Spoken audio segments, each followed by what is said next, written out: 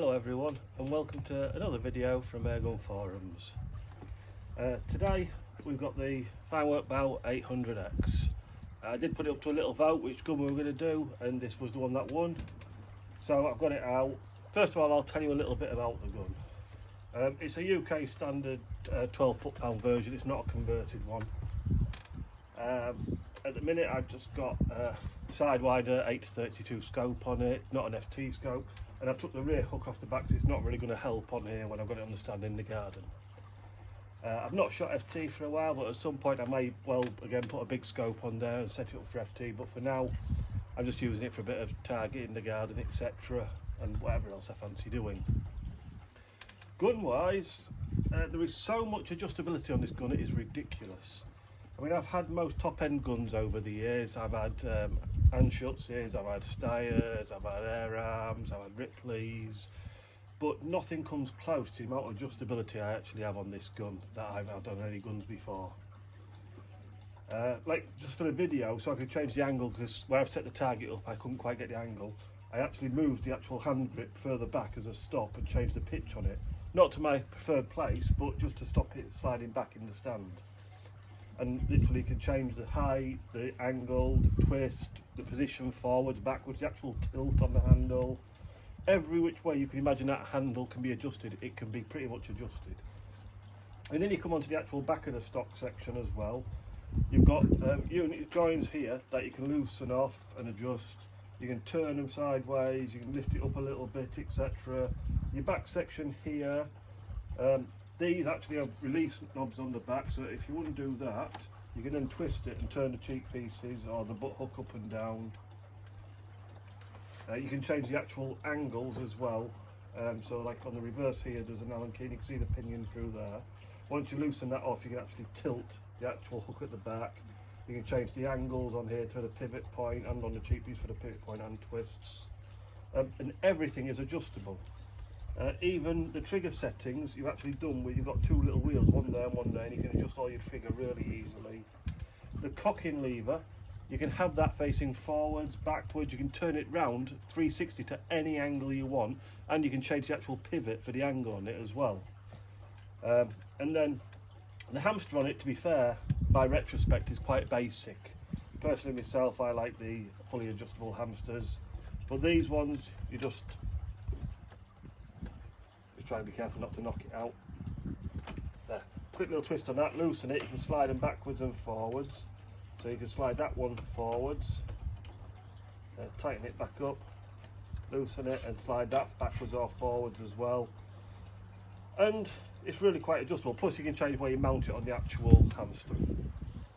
For adjustability, the gun really is ridiculous. You can pretty much change anything on it, but for the video all I'm doing is just going to have a quick little shoot down the garden. I've got a target set up only at 25 yards, so not very far. But just to try it out, have a little shoot, see how it groups. I've got a few various pellets here to test out. We've got some AccuPel FTs, we've got some H&M Field Target trophies, we've got some JSB exacts, and we've got some Crossman downed. So I'm going to go up the garden, change the target over from the one that I just quickly used for zeroing the gun up. And get it set up, and we shall carry on with the video.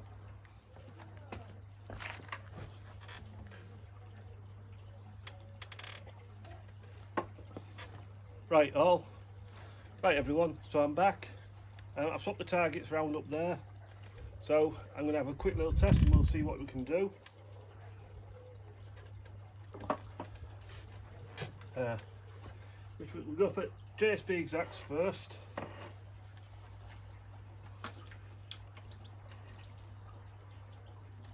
We're just going to do probably 5 shot groups. We'll see what they are.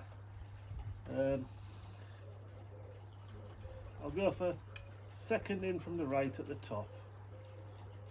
I'm not going to worry about where any of them hit, I'm just going to aim straight at the target where I'm saying.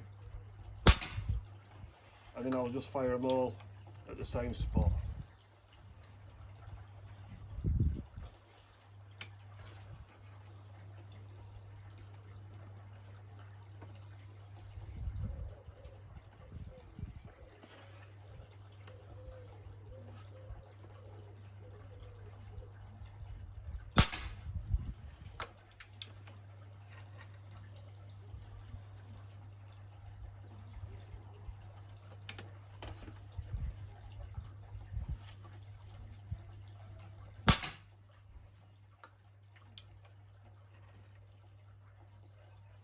And these are just literally the first tin of anything I grabbed, of any brand. I've not checked on the dyes or anything.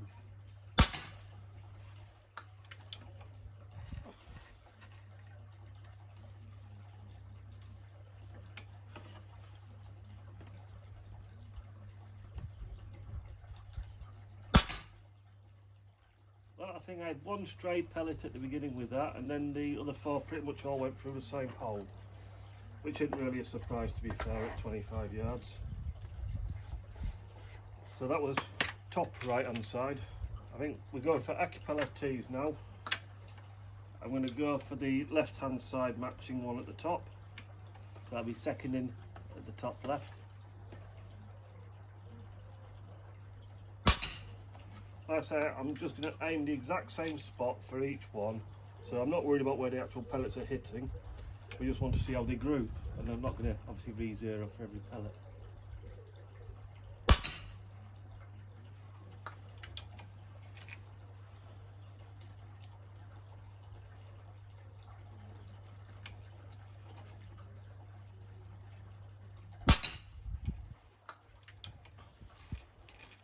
Well, so far I'd say this gun isn't really very pellet fussy. I've never really pellet tested it before, to be honest.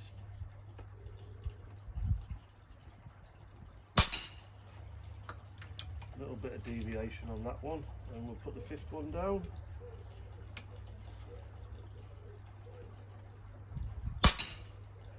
That's not bad at all either. Right, now we'll go for H&N Field Target Trophy. We'll go for bottom left with this. See how these are.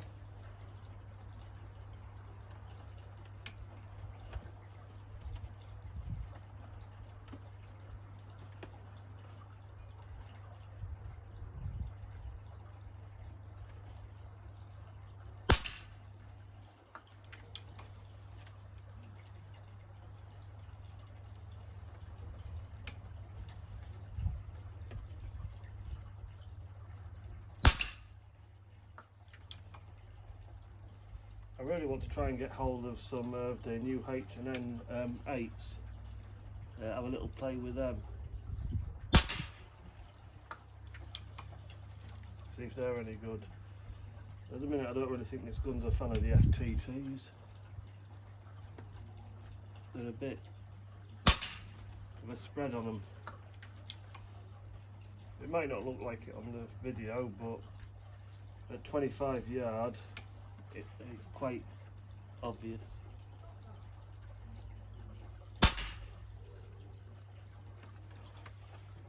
Right, now we'll switch over to the Crossman domed.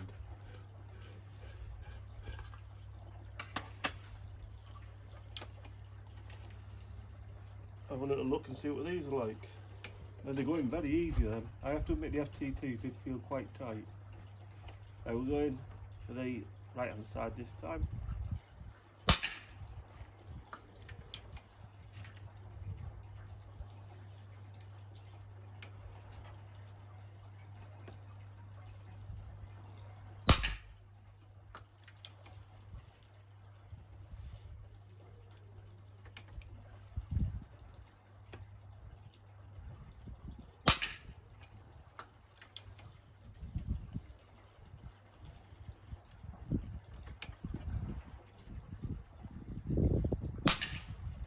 That was a bit wild.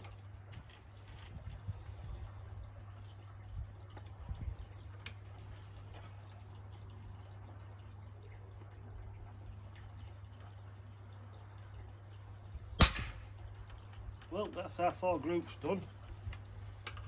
So I think we'll have a little look how they are. I might see if we've got a few spare areas on there. I might see I've got another quick round of pellets to try. See if we've got something else and have another quick look. Okay, we're back. I've got some Express Diablo.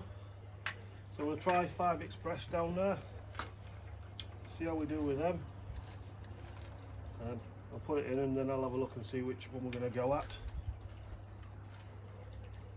I think we'll go for middle row, second down at the middle row. I think that'll do.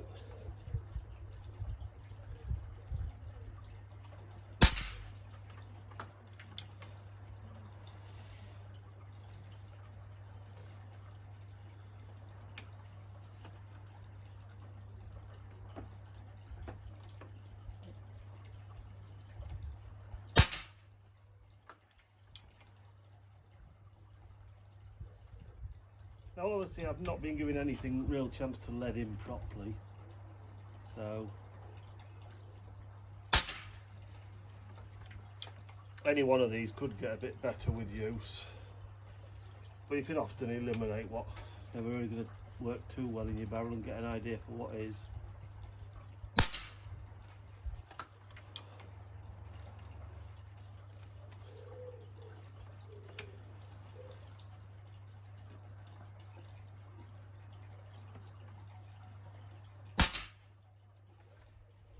Well, the Express aren't bad. So let's try some RS. These are going to fly quite fast. They're only 7.33 grain.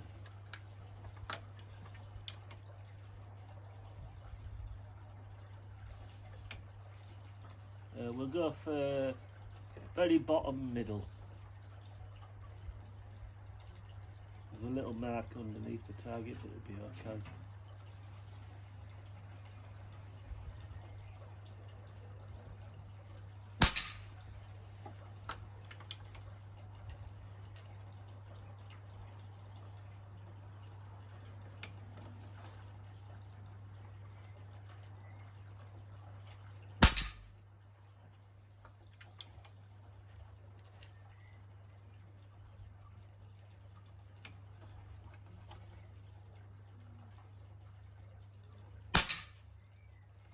Well, I can tell it doesn't like RS. These really are bad in it. I mean, this is me grouping it. Well, to be fair, that I've just joined up two of them, but the other one went really quite low.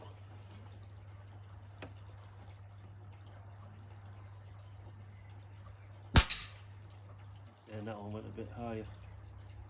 Okay, well I think that's going to be my video concluded. So I'll go have a little look and have a little afterthoughts. Okay, here we are with the card. Well, first of all, we've got the RS down here. Let's be fair, they were pretty terrible at 25 yard. The Field Target Trophy by H&N, not too bad, but really that's quite a spread there. The Crossman weren't bad at all. I was pleasantly surprised with them. They were pretty good. I mean, just over 2 pellet whips wide and one there. Alright, it's not really a group, but it's spreading a bit. The Express, well, you've essentially got a clover with 3 pellet holes and everything else went inside that. So the Express weren't too bad at all. The FT, as you can see, pretty much the same as the Express, maybe a touch larger, 3 pellet holes and everything else was inside. The Exact though, as you can see, you've got that one stray pellet there. Then everything else was inside that one pellet hole. So, to be fair, that was maybe just me moving on that one shot, because absolutely everything else went through the same hole. So I think it easily prefers Exact the best. But I'll probably do a bit of dye testing at some point, see how they are, and we'll go from there. And maybe at some point rig up an FT scope on it. But for now, to be fair, that Hawk Sidewinder 8-32 is a nice scope, really clear reticle, and does the job perfectly fine for in the garden. Might have got a little bit of bench rest with it.